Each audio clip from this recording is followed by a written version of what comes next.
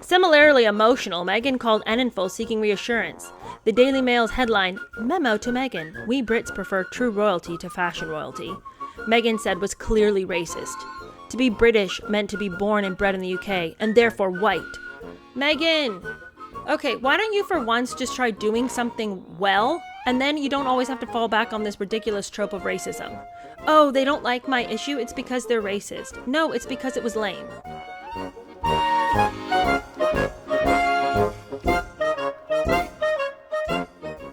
Hi, how are you? Welcome to another episode of Revenge Review. We're going through Tom Bower's Revenge. We are really making headway now. We really just only have a little bit left. But it is explosive. This chapter is talking all about Meghan, and do you guys remember how she had manipulated and figured out a way where she and Enninful could edit the September issue of British Vogue? Remember how she had invited him over to the palace with the pretense of getting him involved in SmartWorks, which was a charity that worked with underprivileged women, gave them interview skills, helped them with wardrobe so that when they went in, they could present really well in an interview. And so she called him in, knowing that his big thing was wanting to help women of color to scale the corporate ladder, scale just every industry where he felt like white women were overrepresented. So she called him in under the pretext of getting him involved in SmartWorks, but really she wanted to work with him on British Vogue. And she felt like she had so much to offer that they needed to work together to edit this issue, and it was going to be another way for her to explode on the scene as not just a pretty face in a dress, but as somebody with all kinds of hidden talents and skills, mostly for the written word and for content. All right. Now, speaking of her ability to create content, you guys, I have some really sad news. It would appear that we're not going to get any more podcasts from Meghan Markle on Spotify through her podcast Archetypes. I'm devastated because I had fully planned on doing quite a series on her next season of Archetypes, but it would appear that that's all over. This morning I was watching Sky News, and that's when I got the dreaded announcement that it was all over. And we've learned in recent days that their deal with Spotify is being dumped. Here is what Spotify executive Bill Simmons had to say. I wish I had been involved in the Meghan and Harry leave Spotify negotiation. The grifters. That's the podcast we should have launched with them. Russell, referring to someone as an effing grifter is pretty strong language. What on earth happened here?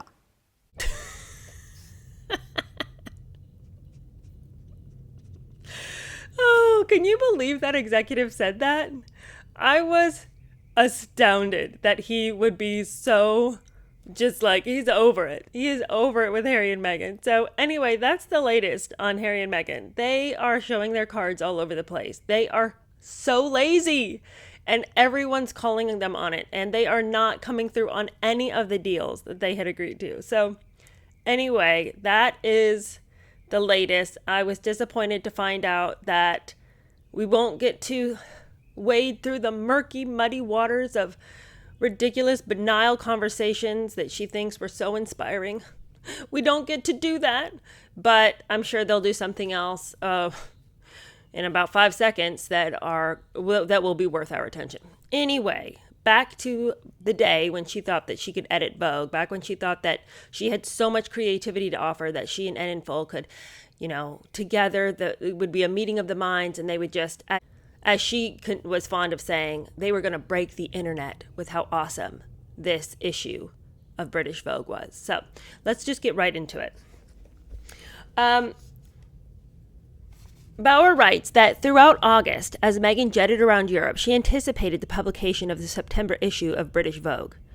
Edward Enninful's intense involvement and the secrecy surrounding the special issue convinced Meghan that the magazine would turbocharge her launch in America. Her excitement was shared by the editor. He wrote, "I simply never imagined that in my lifetime someone of my color would or could enter the higher echelons of our royal family. So she's really in company that thinks exactly the way she does. That because of the color of her skin, because of her background, she has been relegated to the margins of society. I mean, lady, you were on a TV show. You are now married into the royal family. Like, at which point are you going to realize that you've never been relegated to the margins of society? But that's a big theme between the two of these people. These two super successful people of color want to get together and constantly complain about how, the boot's been on their neck. Yet somehow, despite all odds, they've managed to rise up. So Meghan, really, this was supposed to be a launch pad to her continuing career in America. Remember, we've talked about this. She has, from day one, been using Harry as a way of relaunching her American career. Way before the wedding, but the wedding was a huge party that was supposed to celebrate her arrival back on the American scene. So British Vogue is just another extension of that. And at the same time that the magazine was going to be launched, she had apparently written a children's book called The Bench. And she was hoping that both The Bench and the magazine would be such publishing sensations that she would be able to really jettison her career. She had Kaylee Thomas Morgan overseeing the publicity of the book. And then also in her anticipation of her move to Hollywood, she had Andrew Mayer, her business manager. Remember, he was the director of Frim Fram Incorporated. Renew the TIG trademark, right? So she's planning to go back to her old self. She has no desire whatsoever to be a public servant in England. God forbid it, In August, y'all, this blew my mind. In August, she's making her own deals.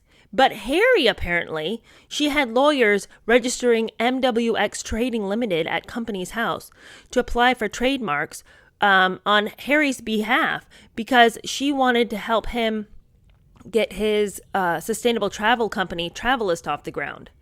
So Harry has his own travel company now? We did talk about it in the last episode. But I think it kind of evaded me that this was his personal travel company that he was trying to get off the ground, and line his own pockets with this sustainable travel company. I mean, the irony is crazy. How in the world can he come out and talk to us about sustainable travel when he's jetting all over the place every 5 seconds? As an indication of Meghan's plan to end her role as a funded public servant in Britain, Latham and the palace were initially excluded from giving advice. Sarah Latham's supposed to be her spokesperson, and yet she is not even invited into any of these inner workings. She's not allowed to weigh in on any of this. It's a nightmare, okay? Meghan has 1,001 deals going off on the side. Sarah Latham, the palace, no idea what's going on. If they even vaguely understand, they are kept at such arm's length. They cannot even begin to understand the depth of the deals that Meghan and Harry have going on.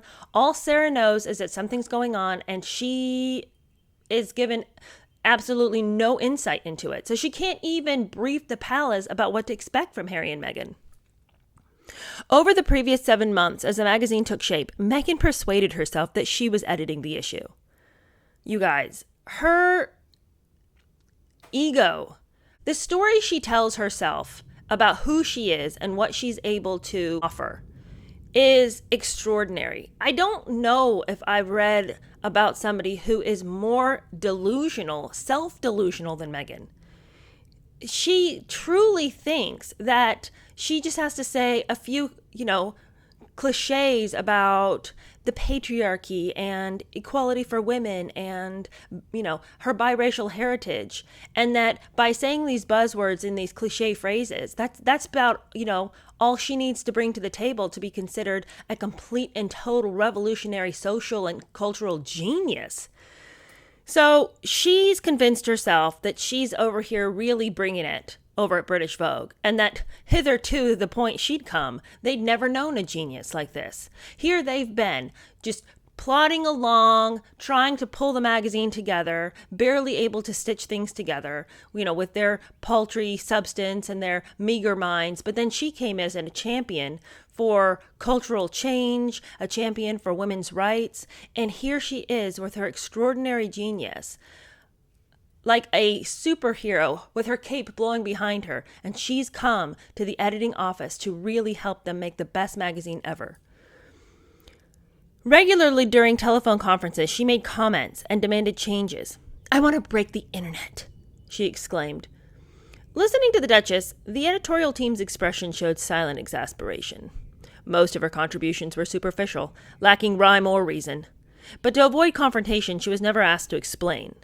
They believed wrongly that all the things she was bringing to them were ideas that Sunshine Sachs had given her as a way to better publicize the magazine or better, they thought that there was some kind of communications department behind some of the things she was saying. And none of it ever made sense. She was always changing her mind too about what she wanted, how she wanted to look, all this. They let her think she was involved, but basically it was just them sitting there blank-faced as she, sprayed them with all of her inspiration, and then they went off and did their own thing.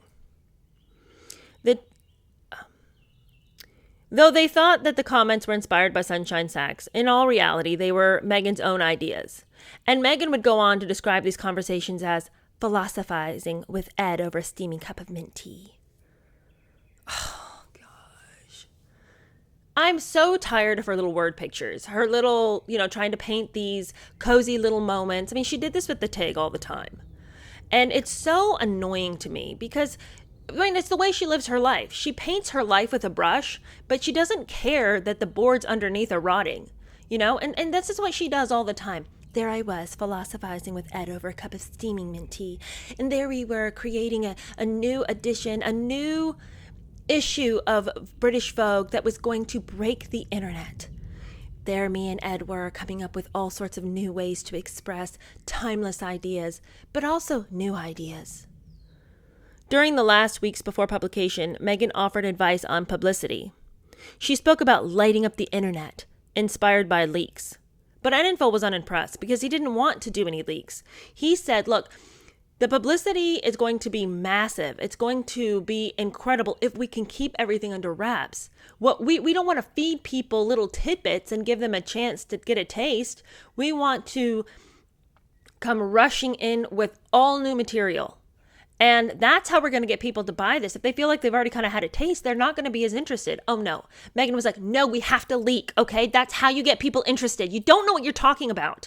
So she went and did some of her own leaking. The Sun regularly published snippets of information about the issue. And the editorial team at British Vogue suspected the source was a friend of Meghan's, who was a female publicist in London. So Meghan doesn't even care. I mean, this is not her magazine. She has been invited as a guest editor in, and she's taking all of this information, funneling it to a friend, and then letting her friend leak it.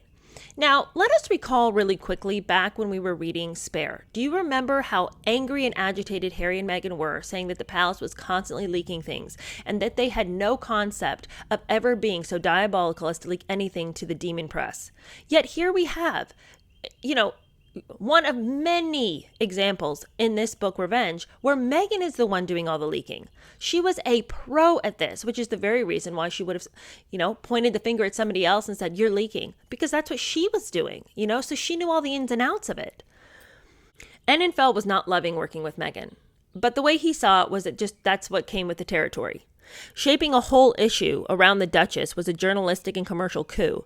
Promoting Meghan as the country's most influential beacon of change, he gushed in his editorial about the brilliant biracial American powerhouse who's a positive influence everywhere. In his mind, this was worth it because for whatever reason, he had decided that Meghan was worth the trouble.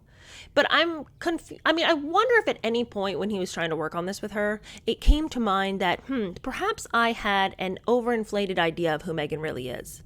Right? Like, I feel like if I had been him, he wants so much to see a woman of color in the royal family that I wonder if he even bothered to think that she might be less than amazing. And she has done a fairly good job marketing herself at that point in time that he was probably believing the hype. But after working with her, I wonder if when he was writing that editorial, if he was like, wow, I'm just really laying it on thick. Talk about some lies, Anyway, he gushed about her. I don't know if he thought maybe she really was all these things and maybe he misunderstood. I don't know what his thinking was. None of the Vogue's staff witnessed Meghan ever pause to consider whether she'd crossed the line in her relationship with Eninfo. She never appeared to consider the conflict of using her marriage to promote herself. Meghan was uninterested in the boundary which Prince William had identified in a 2017 TV documentary. Because William had famously said, you got to be really careful with the media because, this is a very delicate dance we have with them. You can't let them in too far because if you don't draw a boundary, it's very difficult to get them back out again. So you have to just be mindful of that in this relationship that you have as a public figure who has to have a relationship with the media, but you have to know where the boundary is. Meghan seemed to have no idea that what she was doing was completely inappropriate for somebody of her station married to a prince, right? This isn't just where you get to go and be your public Hollywood actress self. You have to have a boundary, not even so much for your sake, because apparently she didn't really want a boundary, even though it was always the demon press, even though the media was the one that was always after her. She really didn't want a boundary, but other people in the family do, so consider them. But I mean, my goodness, I wonder if she ever considered anybody but herself. Bauer says that thrilled by the opportunity, she would never have thrown it away. Now, let's talk about the people they decided to identify in this magazine worthy of writing about. Because remember, the whole theme was identifying women who were game changers. That was the whole thing. Game changers, right? You guys, the list of people that she decided to include is unbelievably ignorant. I mean, she must have done zero research before she decided to choose some of these people. I mean, by her standards, these would have been people she should have run from. And I'm not talking about all of them. I mean, some of them are just like, why did you include that person? Why are they considered a game changer? Or they're just not very controversial figures or whatever. But there are several names on this list where I'm like, I'm gobsmacked that you would choose this person. Truly and completely gobsmacked. Do you know nothing about this person? This person is an offense, like, on the face of the earth. Okay, let's talk about the list, and then I'll give you a little background on some of these people that she chose. Astounding that she would put these people in her list. And by the way, the Queen wasn't even included on this list. I mean, nobody that was truly a game changer, a groundbreaking individual, right? Just these, let's just get into it. Okay. Enninful and Meghan had selected 15 women identified as game changers who reshaped society in radical and positive ways. All right, here's the list. It's not an all-inclusive list, but here's some of the people. Among them were the primatologist Dian Fossey, whose life was devoted to saving the Rwandan gorillas until her murder in 1985, 82-year-old Jane Fonda, Bonnie Hammer of NBC, who cast Meghan in Suits, Joni Mitchell, the singer-songwriter, Toni Morrison, the winner of the Nobel Prize for Literature. There was also the transgender actor Laverne Cox, Adwoa Aboah, a model, Gemma Chan, an actress, Ramla Ali, a boxer, Adut Akesh, a model, and the 16-year-old climate change campaigner Greta Thunberg. Okay, you guys, of course a list included Greta Thunberg. Somebody help me. I mean, I got to the end of the list and just burst out laughing. All right, let's just take a little trip down memory lane, okay? Let's recall who these people actually are. All right, let's start here with Dian Fossey, all right, the primatologist. All right, good for her and the gorillas. Dian Fossey has been romanticized beyond anything I can comprehend considering her methods, okay? Now, in doing some research about these individuals, honestly, all you have to do is type in their name and put controversy after it. Google comes up with a million examples of why these people should never have been honored in a magazine about game changers. Let's start with Dian Fossey because I think she might be the most egregious. Then we'll go on to Joni Mitchell, who, oh my gosh, really, seriously? Meghan should not, I mean, it is astounding that Meghan included Joni Mitchell. And then we'll talk about Toni Morrison and we'll talk about Greta Thunberg, all right?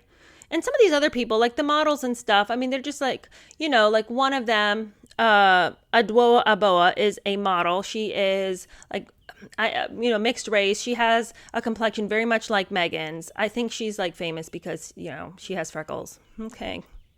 Good work there. Ramla Ali is a female boxer, Saudi Arabia. That's interesting. Gemma Chan, I mean, she's just an Asian actress. I mean, it's just like, okay, big whoop, I mean, why is she a game changer? There's lots of Asian actresses.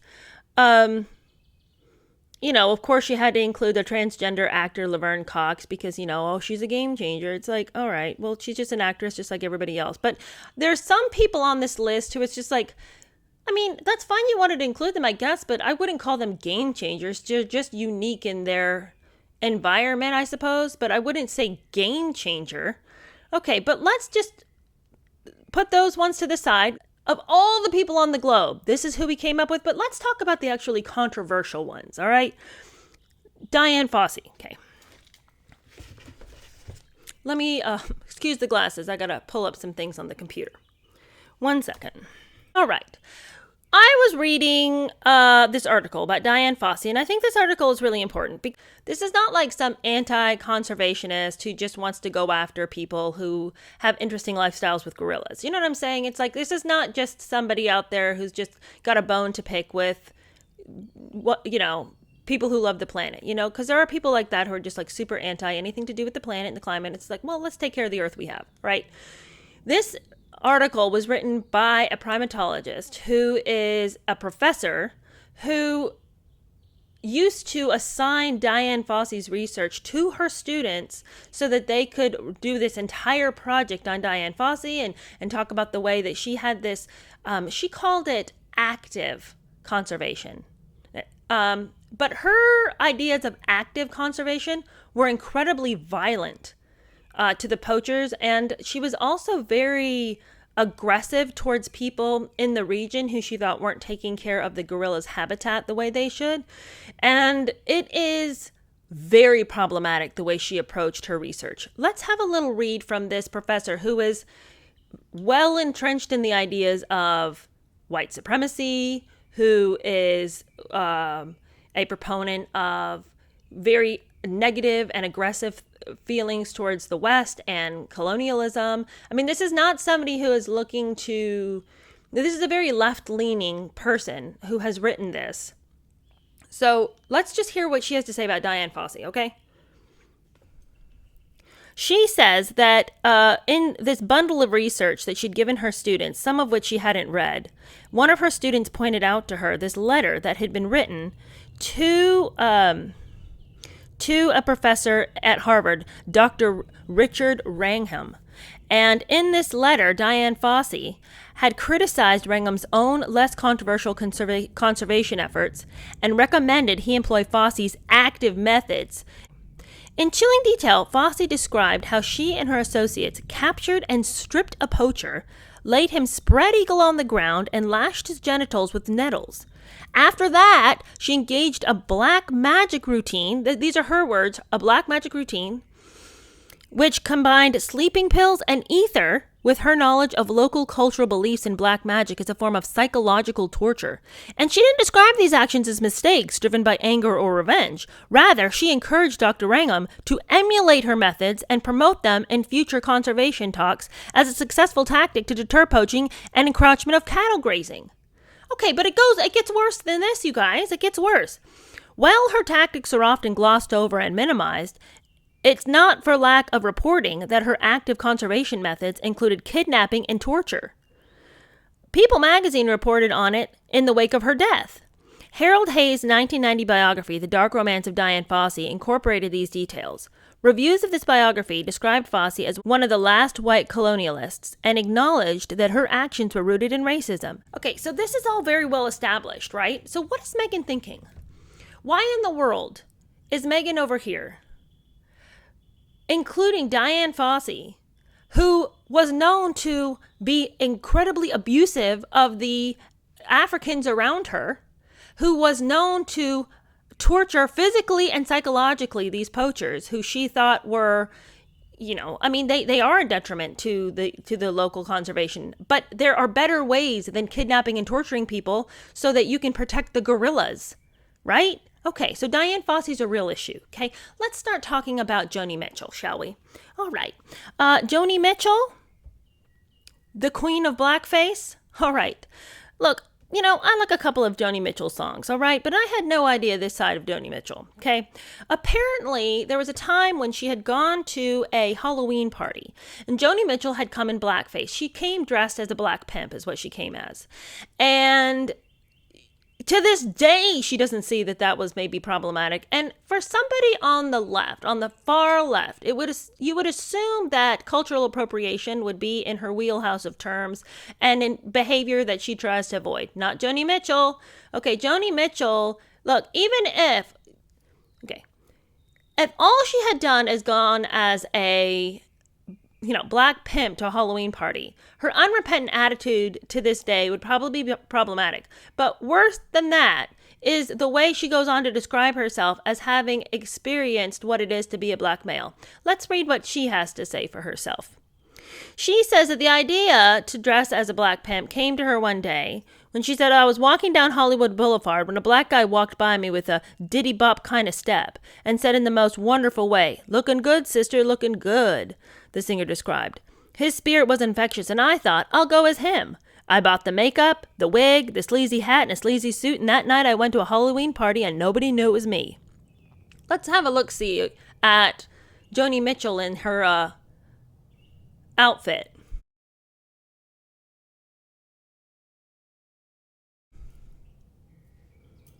Okay, all right.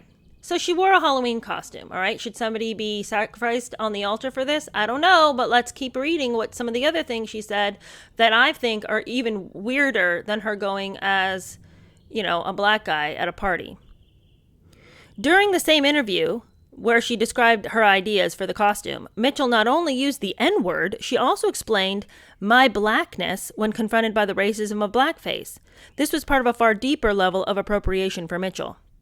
I don't have the soul of a white woman, Mitchell later told LA Weekly. I write like a black poet. I frequently write from a black perspective.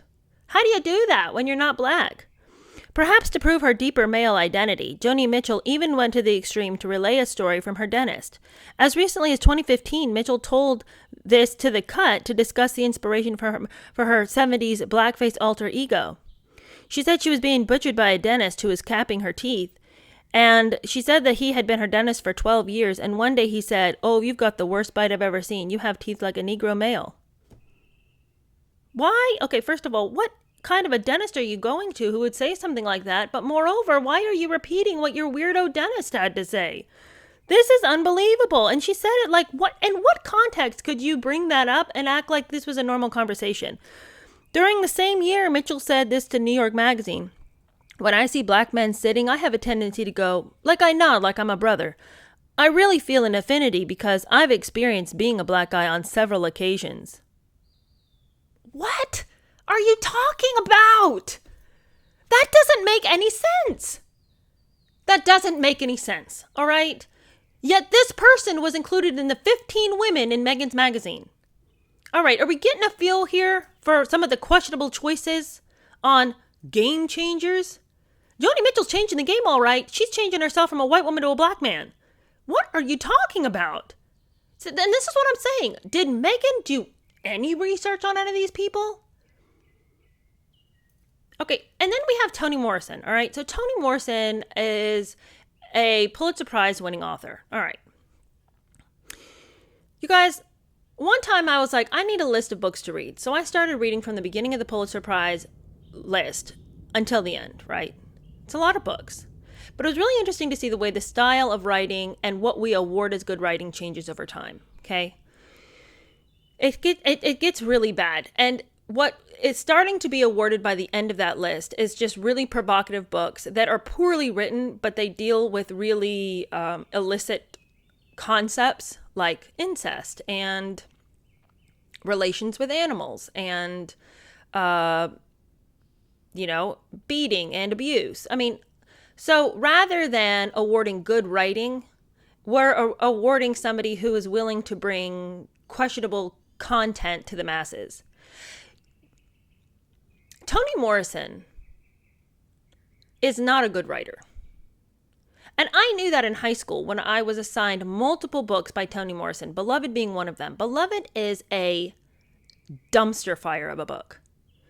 And the language is on a 5th grade level, right? So we're talking about like sentence structure that is so menial and unimportant, and it does not call you to higher things.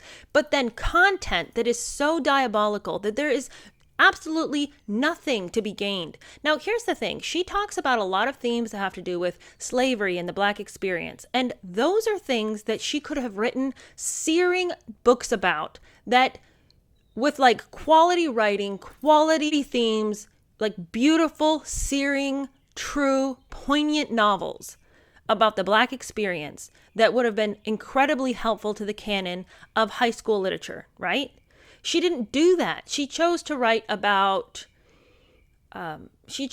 books on crippled, broken themes with incredibly cliche and simple language.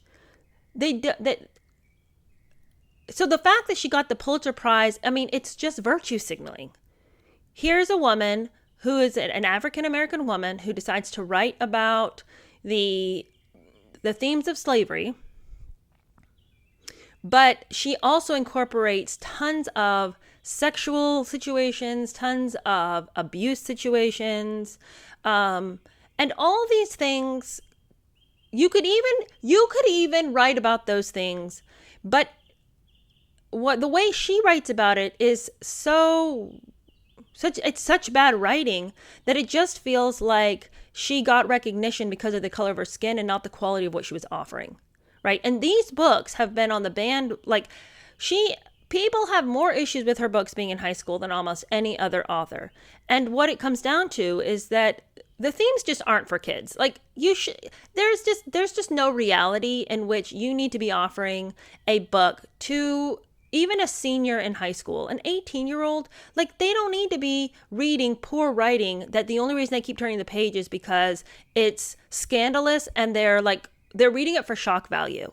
You don't assign books for shock value. You assign books to teach people writing. You assign higher themes, like learning about the way the world is. Like, when you're in school, that's why you're reading. You're not reading so you can be shocked because of the, brother-sister relationship that's going on every page, and this person's inexplicable desire to be with an animal. I mean, like, why in the world would a senior in high school need to be reading about that? And people have problems because they're saying, you shouldn't ban any books, and Toni Morrison's books should be left in schools, and it's just white racists who don't want to have anything to do with it. Absolutely not. If her books were truly about the Black experience, that'd be one thing, but they're poorly written, scandalous, shock value books. So that's what people are opposed to. They're not opposed to her Black perspective. It's that she's just not offering much. And then we have to move on, right? So, we've got several models on the list. I mean, I just don't know if Game Changer, maybe because it was British Vogue, so they put in some models, but I mean, like, is a model really a game changer? Is that really somebody who's breaking the glass ceiling? You know what I'm saying? I mean, who cares about the models? And then, Bonnie Hammer, she only included Bonnie Hammer because Bonnie Hammer had gotten her own suits, right? I mean, Bonnie Hammer is just another female executive. No one's breaking a glass ceiling being Bonnie Hammer. So, it's just like, it was a paltry list of unimportant people, and also, like, some of these models, Adut Akesh had this huge issue with an Australian magazine that did have a massive faux pas. They did an article about her and accidentally included the wrong model, who was also Black. And so she said, she went on this huge campaign against this magazine, painted all of Australia with this bitter brush saying, Australia, you have a lot of work to do. Well, all of Australia didn't post the wrong picture aside your article, right? It was this one magazine, and they had the picture that was provided to them by the publicity agency who had given them the information for an article, right? So should they have done a little bit better a job? Yeah, that was an embarrassment for them, but it's like, it was truly an accident. It wasn't meant as a slight. And she just went on this massive campaign. It's like, these people that are listed are just a bunch of celebrities of the far left or people who are just social justice warriors, Greta Thunberg, all we need to know about her is this. You have stolen my dreams with your empty words. Do we need this tearful child lecturing to us constantly and continually? Why was she even on the list? And why is she on the list with these supermodels jetting back and forth across the globe. I mean, it's just like mixed messages in this entire presentation. Let's highlight Greta, who this incredibly outspoken conservationist, right alongside a picture of a supermodel who is jetting across the globe, at the drop of a hat to get to some exotic location. I mean, what was even the rhyme or reason for any of these choices? It's almost like they just Googled, feminist icons or, and looked at who was trending and then just like picked from that list and did absolutely no research whatsoever. Okay, let's keep going. Now, they've got their people for the inside of the magazine, but who's going to be on the cover? Well, Meghan wanted it to be her. Duh. She had edited it, after all, over that steaming cup of hot tea. Meghan wanted to be featured on the cover because Kate had been featured on the cover in 2016 to mark Vogue's centenary. Well, it's her turn now. But no, the editorial team persuaded her that it would be boastful if she was on the cover. So let's not do that. I mean, for your own self-preservation, maybe don't put yourself on the cover. Let's not pull an Oprah here. In public and in full would say that it was Meghan's decision not to appear on the cover because she wished to remain humble. But the staff recalled the decision being forced on her. Okay? And in full is just taking the fall right, left, and center for this woman.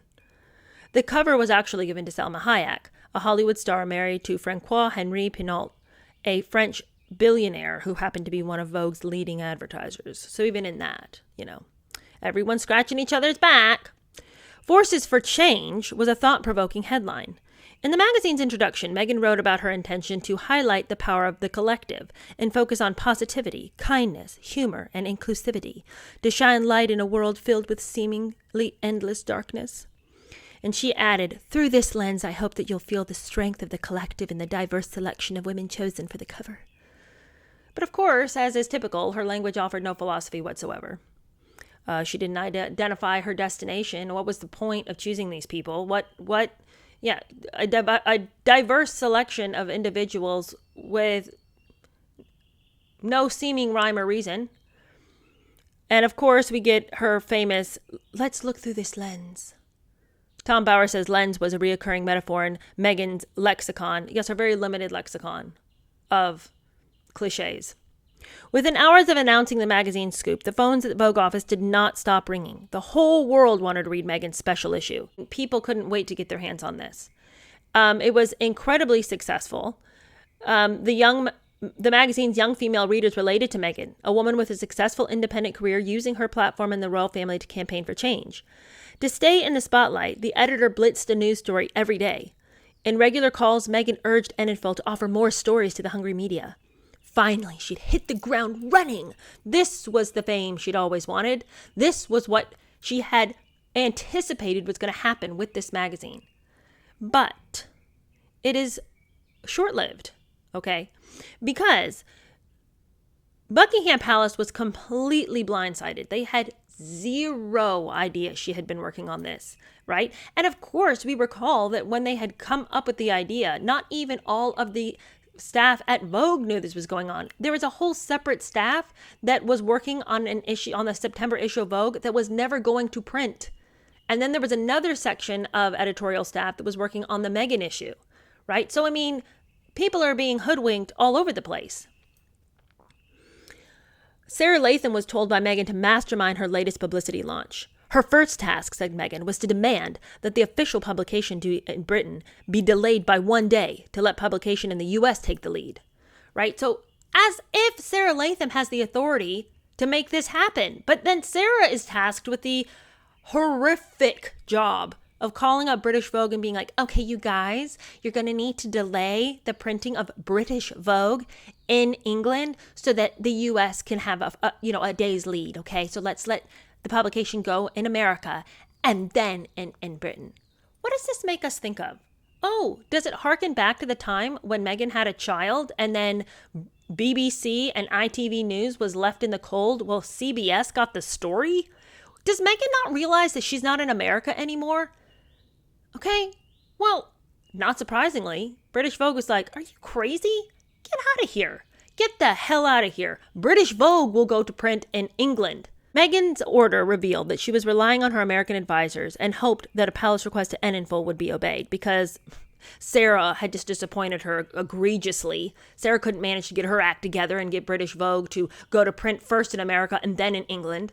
Stupid Sarah. So then she called up old Kaylee Thomas Morgan and said, Sarah, it's failed me again, Kaylee. Okay, so I'm going to need you to call Vogue and I'm going to need you to demand that it goes to print first in America.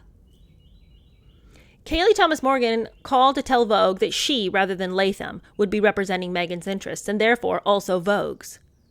And in full rejected that demand. Poor guy. I mean, can you imagine? I bet he rued the day he ever got involved. So Meghan was right to be afraid of the reaction in Britain because it was not favorable. Melanie Phillips wrote for The Sun a very damning article about the issue of Vogue. Melanie had a lot of interesting things to say, but I think she could have made it a lot better. Some of the things she says are just, it kind of makes her sound like she's ranting and raving, and I think that there's actually some things she could have said about the article that would have been a lot more precise in her condemnation of it. Some of her comments say that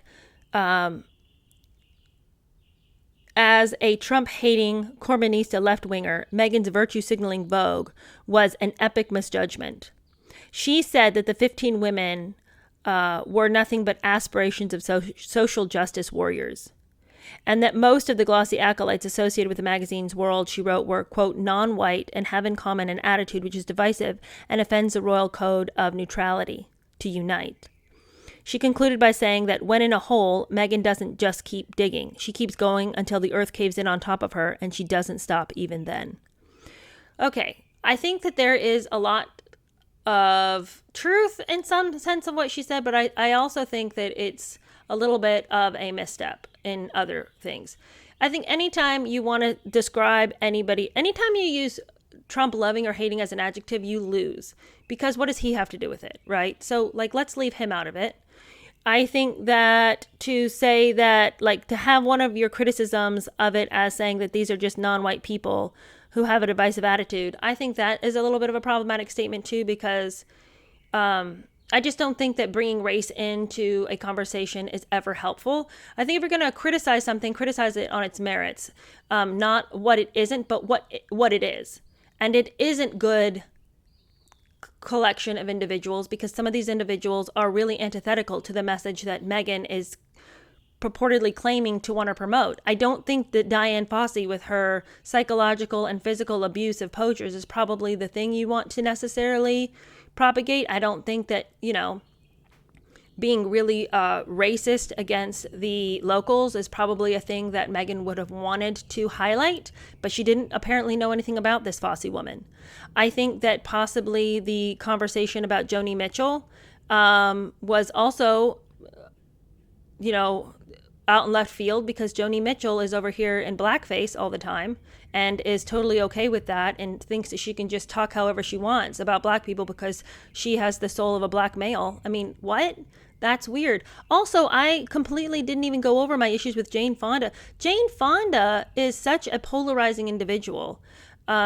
Recently she just came out and said that climate change was white men's fault and that if it weren't for racism, there wouldn't be any climate change. That's just a stupid, unintelligent statement, right? If you want to talk about the fact that the planet is in distress because people are so busy trying to make money that they don't care about what kind of chemicals they're using, what forests are cutting down, what animals are going extinct at the all-consuming desire for the almighty dollar, that would be a conversation to have. But to just blindly lash out and thrash around and say, oh, it's because of the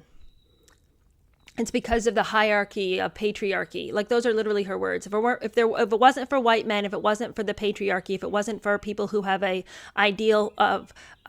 perfect ideal about hierarchy, then there wouldn't be any climate change. That's just unintelligent talk, right? If this person, Melanie Phillips, had really wanted to write an article about Meghan's issue, she could have done it just more precisely than she did. I'm not saying that she didn't get a couple of good jabs in, but I'm saying that some of what she said falls flat because why are we bringing Trump and race into this? I don't want to hear about Trump in connection with this issue. I don't want to hear about race in connection with this issue. But what's the problem here? Just to say some of these people are non-white, so and they have a divisive attitude, non-white, like that's got nothing to do with it. But I do agree, Meghan does like to dig a hole, and she just keeps on digging, and everything's crashing around her, but she's just going to live in La La Land. Dictates poured down on Latham from Buckingham Palace to end it as fast as possible. Aggressive and shirty, she called Vogue staff with demands to terminate the magazine's promotion. As each demand was refused, she abruptly ended the call. So she's just calling, screaming at Vogue, and then hanging up when they refuse to do what she wants. But of course, she's got somebody whipping her own back. Meghan's over there with a black snake whip. And poor Sarah is being very aggressive. She is being very unlikable in this situation, but she's doing it out of desperation because of the abuse she's going to receive if she doesn't get this done. The blowback in Kensington Palace was instantaneous. Latham was seen weeping, broken by the system. Similarly emotional, Meghan called Enninful seeking reassurance. The Daily Mail's headline, "Memo to Meghan, we Brits prefer true royalty to fashion royalty," Meghan said was clearly racist. To be British meant to be born and bred in the UK, and therefore white. Meghan, okay, why don't you for once just try doing something well, and then you don't always have to fall back on this ridiculous trope of racism. Oh, they don't like my issue, it's because they're racist. No, it's because it was lame. Sounding terrified, she could not understand the reason for the furor. "I'm simply promoting a happier world," she pleaded. Well, then why did you do it in secret? If everything is trying to be you promoting a happier world, then why were you over here manipulating and quietly tricking half the staff at British Vogue so that you could have your little issue? And if you're worried about creating a happier world, I would say that Diane Fossey and her whipping of people's private areas with nettles is probably not very conducive to a peaceful world. Giving up on Latham, she called Kayleigh Thomas Morgan and James Holt, another new spokesman, to summon celebrity supporters. Holt telephoned personalities to urge them that they should publicly endorse Meghan. Among those who refused to be involved on screen was Enninful himself. Others booked themselves onto TV programs and offered interviews and posted statements. So all these other people who are looking to continue to feast off of the Meghan and Harry cash cow are all too willing to jump on a TV program and be like, "You vicious racists! You need to be more supportive of our biracial duchess," And the very people involved, Enninful knows that he cannot defend what's been going on, so he's not about to do that. The Los Angeles actress Jamila Jamil wrote, "Dear England and English press, just say you hate her because she's black and him for marrying a black woman and be done with it. God damn it, your bullying is so embarrassing and obvious." She continued, "If Meghan was a white woman, all the bold things she's done would be celebrated. Meghan," she said, "was the ultimate change maker and rule breaker, and I am in awe of her." Jamila Jamil is good at one thing, and that is whipping up fake outrage. So she's just doing that again. I mean, we're not surprised. That's all she seems to know how to do. Sarah Latham goes back to Vogue again. She screams at them, "Stop pushing this. Okay? Just stop bringing up this whole issue. You just need to be quiet about it. Just let Meghan have some peace." And she says that if they would just stop trying to promote this issue, all of this could just go away. This should be quickly ended.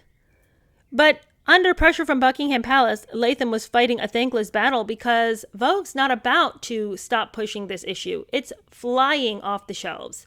This issue is being read because there's so much controversy around it. Having published Vogue's best-selling edition in 105 years, Enninful saw no reason to end the controversy.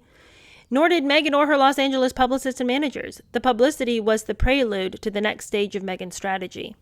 So Meghan got her wish about breaking the internet. I mean, everybody's talking about it. But the thing is that the palace has no desire to be involved with this incredibly divisive and incredibly questionable article and issue that was secretly promoted by Meghan and edited by Meghan and has Meghan's hands all over it, Regardless of how much she actually had to do with the editing process, it's being publicized that she had an incredible amount to do with the editing process. So anyway, that's the end of this chapter. I'm not surprised that it was such junk that she ended up having anything to do with. She does not know how to have she has no good content ideas. I mean, of course, this is the kind of issue that she would be involved in.